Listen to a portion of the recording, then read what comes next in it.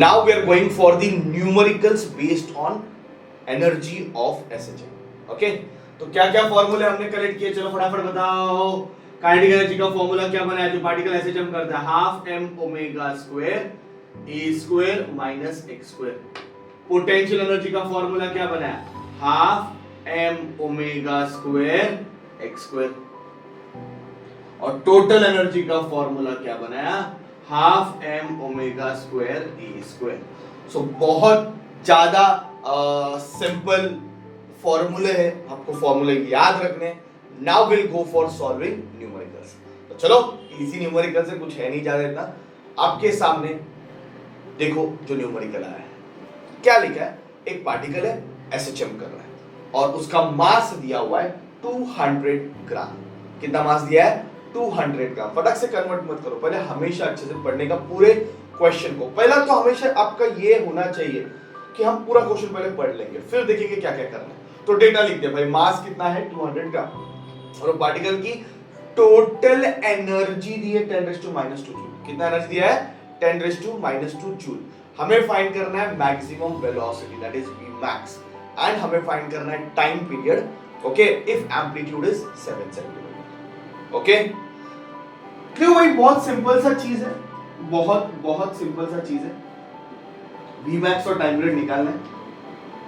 दिया है total energy, अभी एनर्जी दिया है तो चलो एनर्जी लिख देते हैं, half m omega square A square, है ना? इसको मैं ऐसे लिखूं बच्चों, half m omega A the whole square. ऐसे क्यों लिखा है? सिंस Vmax का फॉर्मूला हमें पता है। देखो फॉर्मूला सारे लर्न होने चाहिए, यही गेम है। देखो ये स्टार्टिंग में पढ़ा था फॉर्मूला Vmax का, अगर आपको ये नहीं याद है तो गारंटीली आपको नहीं आएगा। तो बेसिक फॉर्मूला तो सब आने ही चाहिए, आपको आनी चाहिए। वेलोसिटी, एक्सेलरेशन, डिस्प्लेसमेंट, ये सब आनी चाहिए, उसके अलावा चल रहा है। तो Vmax का फॉर्मूला ओमेगा ए है, तो ओमेगा ए के बदले अगर मैं Vmax डालता हूं, देयरफॉर एनर्जी का फॉर्मूला मिलेगा हाफ m Vmax स्क्वायर। बराबर है नहीं? सब यहां लेके जाओ, तो Vmax स्क्वायर क्या आएगा? 2e upon m। Therefore Vmax का फॉर्मूला क्या मिला एनर्जी के फॉर्म में? 2e upon m। तो कुछ नहीं किया है, Vmax का फॉर्मूला एनर्जी में सब्स्टिट्यूट कर दिया। Vmax का फॉर्मूला एनर्जी में सब्स्टिट्यूट कर दिया, ये आ गया। सारे वैल्यूज पता है ना, ये जूल में तो गारंटेडली मुझे ये 0.2 kg लिखना है, क्योंकि किलोग्राम में बदलना है कि नहीं? और सेंटीमीटर को चाहिए तो इधर मीटर में बदल देते हैं, है ना? तो मैंने अभी सारी यूनिट सेम कर दी। ग्राम नहीं चलेगा, केजी में कन्वर्ट कर रहे हैं, डिवाइड बाय 1000, मल्टीप्लाई बाय 10⁻³ कुछ भी बोल सकते हो। और एम्पलीट्यूड मैंने मीटर में कन्वर्ट कर दी। तो चलो फिर अभी बचता ही क्या है? Calculation. 2 into what is the value of E? 10⁻²। what is the value of mass? 0.2, है ना? 2 1s are तो 0.1s are, तो इसको रूट ऑफ 0.1 मतलब पॉइंट निकाल तो ऊपर 10 जाएगा, तो 10⁻⁻1 बचेगा, रूट ऑफ 0.1। ओके, इसको आप लॉग टेबल से कैलकुलेट कर सकते हो। ओके, एकदम सिंपल वे में कैलकुलेट कर सकते हो। इसको एक काम करो, आप इसको 100 से मल्टीप्लाई कर दो। इसको 100 से मल्टीप्लाई किया तो ये क्या बन जाएगा? 10, ओके, इंटू 10⁻², है ना? 10 इंटू 10⁻²। मैंने क्या किया? मल्टीप्लाई डिवाइड बाय 100 किया, ठीक है? इधर 100 से मल्टीप्लाई किया मतलब 10⁻² से मल्टीप्लाई किया, मतलब 100 का कितना हो जाएगा? 10, और 10⁻²। ये समझा मैंने क्या किया? सिंपल वे में आप ऐसे समझो, 0.1 इंटू 100 अपॉन 100 ऐसे कर दिया। रूट ऑफ 10 आप लॉग टेबल में डायरेक्ट देख सकते हो। इट इज 3.162 इंटू 10⁻² का कितना हो जाएगा? 10⁻⁻1। इसको मल्टीप्लाई करो, आंसर 0.3162 आ गया। वेलोसिटी है तो मीटर पर सेकंड। इजी। तो ये हमें क्या मिल गया? Vmax मिल गया बच्चों। Once you get Vmax, now you have to calculate time period. तो Vmax का फॉर्मूला तो बच्चा ओमेगा ए है, और हमने तो पहले डिसाइड किया कि ये ओमेगा से टाइम पीरियड मिलता है कि नहीं? ओमेगा बदले आप 2 अपॉन टी डाल सकते हो, तो 2 अपॉन कैपिटल टी इंटू ए। कैपिटल टी को इधर लेके जाओ तो 2 पाई a upon Vmax। 2 into pi की वैल्यू कितनी है 3.14। ए कितना है, ए है 4 सेंटीमीटर है ना, ये 4 सेंटीमीटर है, तो 4 इंटू 10⁻⁻2 अपॉन वी मैक्स का आंसर कितना है, इसका जो आई थिंक मैंने यहाँ पे गड़बड़ कर दी, ये 7 है तो 7 सेंटीमीटर है, क्वेश्चन में टेक्स्ट बुक का ही सम है, तो ये 7 इंटू 10⁻⁻2 और वी मैक्स अपने को कितना मिला 0.3162। ठीक है, तो ये वैल्यू देखो सॉल्व करके कितना आता है, इजीली कैलकुलेशन है। ठीक है, लॉग टेबल से ही करना पड़ेगा, लॉग कैलकुलेशन के अलग लेक्चर डाले हुए, वो देखो कैसे करते हैं हम लॉग कैलकुलेशन। इसका आंसर 1.391 इतना आना चाहिए, टाइम पीरियड है तो इसका आंसर आएगा सेकंड में। Once you know this formula ना, कैलकुलेशन पार्ट आपको आना चाहिए, क्योंकि आप सॉल्व कर रहे हो, इतने सारे सम सॉल्व कर रहे हो, कैलकुलेशन आ जाना चाहिए, मतलब इतना डिफिकल्ट नहीं लगना चाहिए। अलग से लॉग के सम्स, लॉग के जो क्या बोलते हैं उसको, कैलकुलेशन से कैसे करते हैं उसके अलग लेक्चर्स मैंने डाले हुए, तो आपको उसमें मिल जाएगा। ठीक है बच्चों, so please copy down this, okay, and start solving the next सम। देखो आपको नेक्स्ट सम आ रहा है कि नहीं आ रहा है, चलो नेक्स्ट सम सॉल्व करो, पहले ये सॉल्व करना फिर go for the next one. Okay,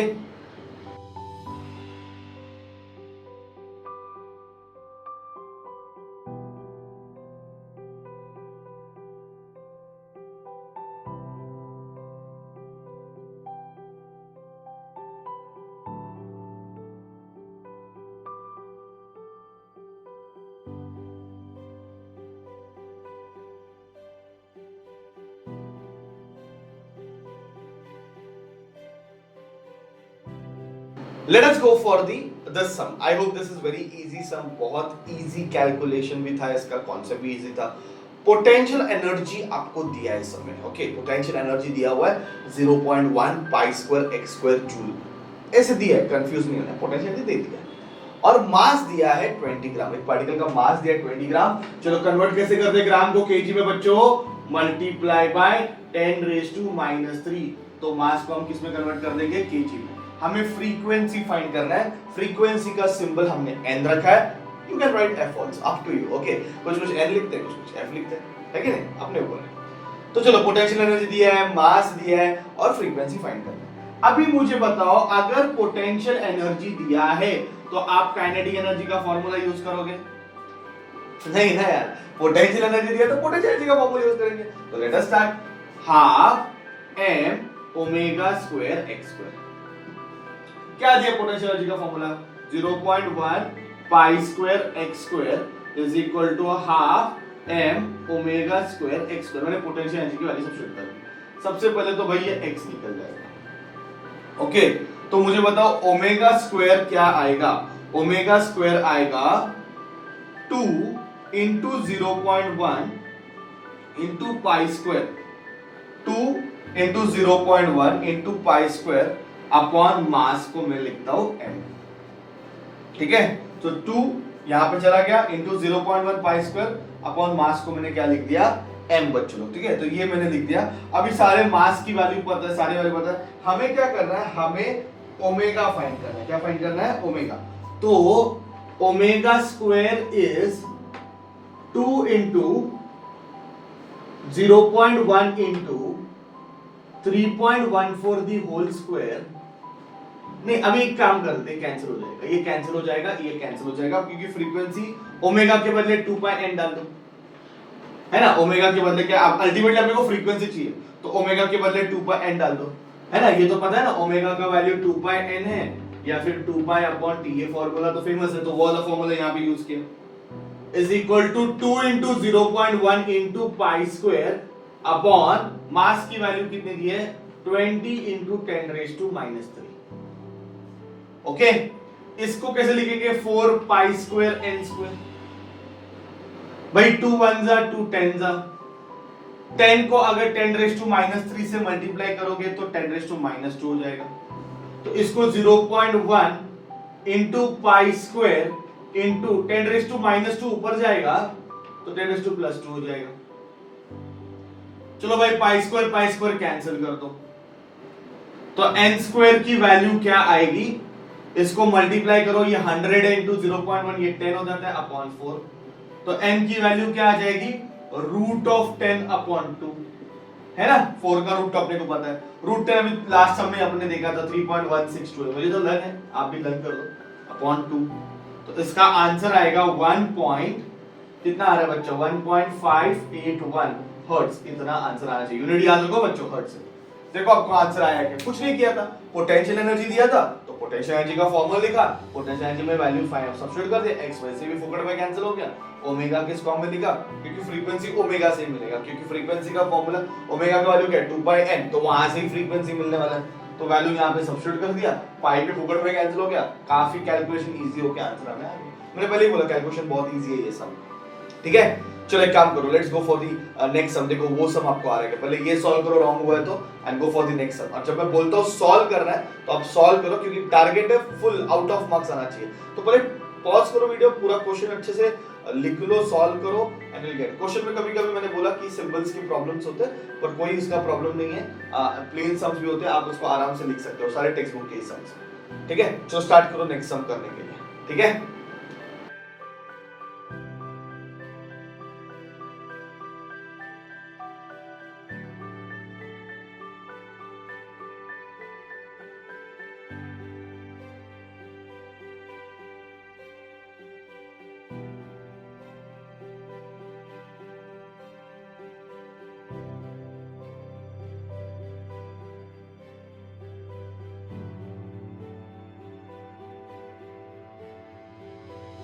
yes ये काफी सिंपल सम बोलते ना।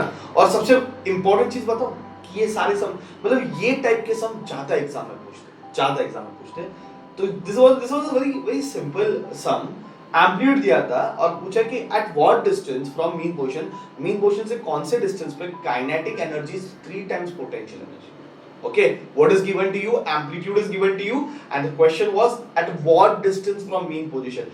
Mean position से कौन से distance पे, मतलब x find करना है, बराबर है। mean position पे से कौन से distance पे ये condition मिलेगा कि kinetic energy 3 times potential energy हो जाएगा। तो condition जब दिया रहता है ना बच्चों, तो उस condition का use करो। Okay, kinetic energy का formula क्या है, half m omega square a square minus x square 3 times potential का फॉर्मूला क्या है, half m omega square x square. अभी कंडीशन दिया है तो मैंने कंडीशन लिखा और मैंने क्या कर दिया, वैल्यू सब्स्टिट्यूट कर दिया। सिंपल। कंडीशन दिया था, क्या दिया था, kinetic energy 3 times potential energy लिखा। अभी क्या करेंगे, थोड़ी देखते बैठेंगे उसको। हमने काइनेटिक एनर्जी के बदले काइनेटिक एनर्जी का फॉर्मूला डाला, पोटेंशियल एनर्जी के बदले पोटेंशियल एनर्जी का फॉर्मूला डाला।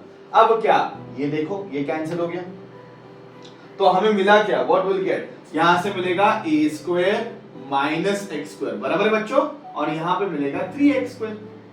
चल भाई उधर जा, है ना, तो a square is equal to 4x square हो जाएगा, 3x square plus x square.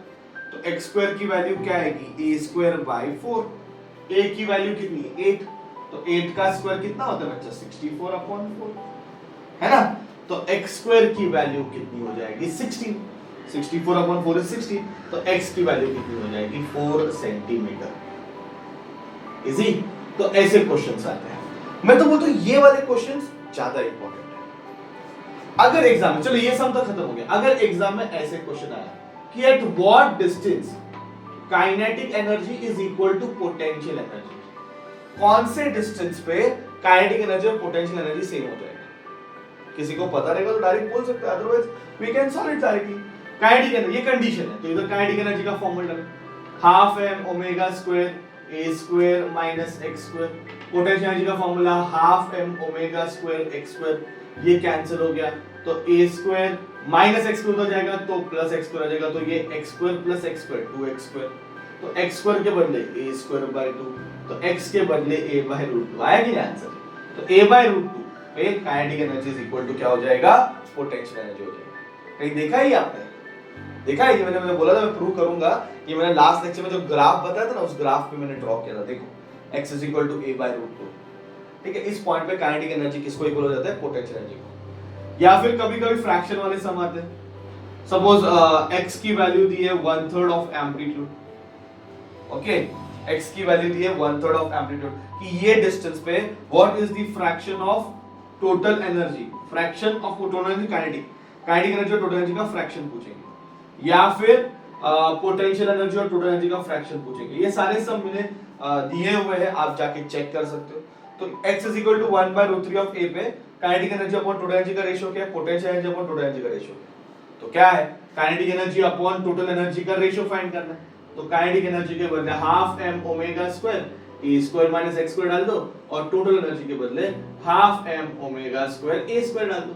ये कैंसिल हो गया, ये कैंसिल हो गया, तो a स्क्वायर माइनस x की वैल्यू कितनी दी है, a/3, तो ये हो जाएगा a square bye 9 upon a square. LCM आता है निकालने, 9a square minus a square कितना हो जाता है बच्चों, 8a square upon 9a square. a square cancel, answer आता है 8/9। ठीक है, सेम वे अपन पोटेंशियल अपॉन E कर सकते हो, आंसर मिल जाएगा, या फिर इस नंबर को 1 से माइनस कर दो। ओके, बोलने का मतलब ये है कि ऐसे जो सम्स है, अभी मैंने ये तो जो अभी क्वेश्चन दिया था आपको, तो मैंने सॉल्व किया ही है, और एक्स्ट्रा और 2 सम मैंने सॉल्व कर दिए। ये टाइप के सम ना एक बोर्ड एग्जाम में काफी इंपॉर्टेंट, 1 मार्क का एमसीक्यू को लेके 2 से 3 मार्क का क्वेश्चन एग्जाम में डिजाइन होके आ सकता है। सो आई वांट बच्चे लोग आप इसके ऊपर अच्छे से फोकस करना, ठीक है, बिल्कुल इसमें मिस्टेक मत करना, ठीक है। कंडीशनल वाले सब, कंडीशन वाले सब, कंडीशन दी है तो कंडीशन में हम फॉर्मूला सब्स्टिट्यूट कर देते हैं और उसको सॉल्व कर देते हैं, है कि नहीं। तो कंडीशन वाले सब, एनर्जी वाले काफी इंपॉर्टेंट, मजेदार सब, मजा आएगा सॉल्व करने में। बहुत सारे सब मैंने डिस्क्रिप्शन में दिया, आप सॉल्व करो, कॉन्फिडेंस बढ़ाओ अपना, ठीक है, समझ में आ रहा है। एक और सम करो, एक और सम, नेक्स्ट वाला सम ट्राई, देखो आपको आ रहा है कि नहीं। I want you are doing it very confidently. Start solving the next some.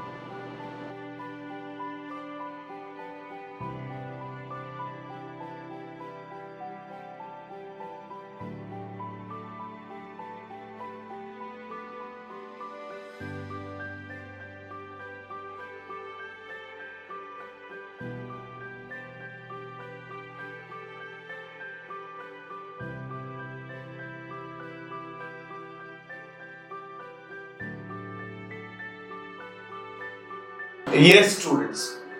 I hope you have tried to solve this sum. See, it is not difficult. First of all, it is not difficult. तो वो सारा चीजें दिमाग से निकाल दो, question देख के इसका आपको भी डर लगता है, नहीं, थोड़ा सोचना, थोड़ा सोचना। एक पिस्टन है, उसके ऊपर एक ब्लॉक रखा है, क्वेश्चन बहुत सिंपल है, पिस्टन है, उसके ऊपर ब्लॉक रखा है, उसको हम मूव कर रहे हैं, उसका एम्पलीट्यूड रेस्ट्रिक्टेड टू 25 सेंटीमीटर के ऊपर नहीं चाहिए।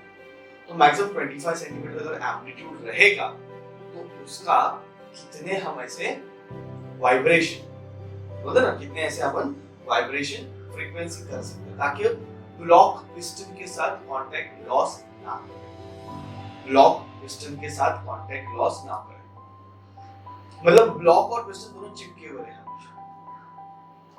कभी एट व्हाट पॉइंट, मतलब थोड़ा सोचो कि वो वर्टिकल ऐसे चिपक रहा है। पहले एक काम कर लेते हैं, मैं आपको ये दिखा देता हूँ कि सोचो ये एक ब्लॉक है, सॉरी पिस्टन है, और उसके ऊपर ये ब्लॉक रखा है और ये ऐसे चमक रहा है, वर्टिकल ऐसे चमक, क्या कर रहे हैं, वर्टिकल ऐसे चमक, ओके। पर अगर मैंने इसकी फ्रीक्वेंसी बढ़ाई, देखो ऊपर जाते हो कोई प्रॉब्लम नहीं, पर जब टॉप पोजीशन से नीचे आएगा, देखो यहां से ऐसे, यहां ये वर्टिकल ऐसे चमक रहा है, टॉप पोजीशन से जब नीचे आएगा ना, तो मैं हैपन ये जल्दी नीचे आएगा और ये उसको फॉलो करेगा, ये जल्दी नीचे आएगा, ये उसको फॉलो करेगा, तभी कांटेक्ट लॉस होने का चांसेस है। तो कांटेक्ट लॉस कहां पे होगा, टॉप पोजीशन। तो मैं चाहता हूं कि कांटेक्ट लॉस ना हो, तो मिनिमम उसकी कितनी फ्रीक्वेंसी होनी चाहिए, ठीक है।